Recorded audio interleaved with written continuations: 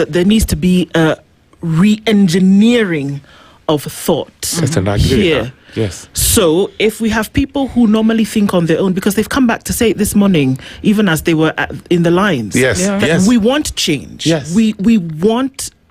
There's a grandmother, you heard it, what she said. We just want to vote. We don't want to be beaten. Tafadhali, President Ruto msitupige. This is essentially what they've said. So we talk about this by-election. We've used the words litmus test and eye into panorama of 2027. Yes. All of these things could happen. Yes. But is it also a light, Chep, where we say that it's possible, where people are saying you can actually vote with your conscience unto change? It is very possible. And that is our prayer for Downlaod today. Yes. Because like we said, it is a litmus test for 2027. Yes. If we keep praying for our country, and the prayer here is we need things to change. The economy is a burden to the people.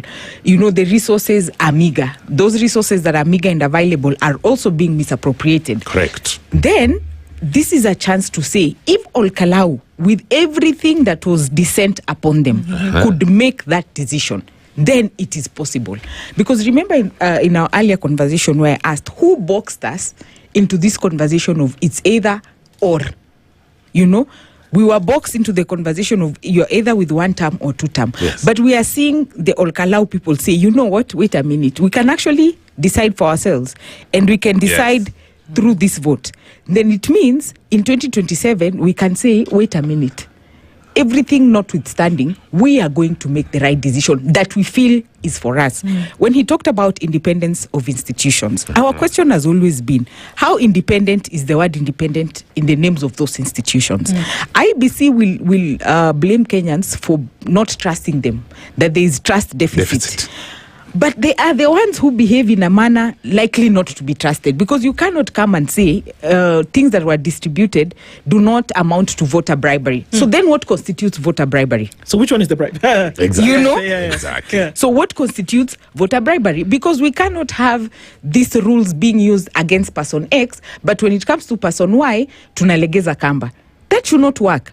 The standardization of what IEBC should do. Yes. Do they have the capacity to rein in on these individuals that, for example, are in government, to say that what you are doing is wrong, despite you being in government? But no, we have seen partisan politics even within the IEBC. So how independent are our independent institutions? EACC will come, but who have we seen successfully prosecuted and even jailed because of corruption?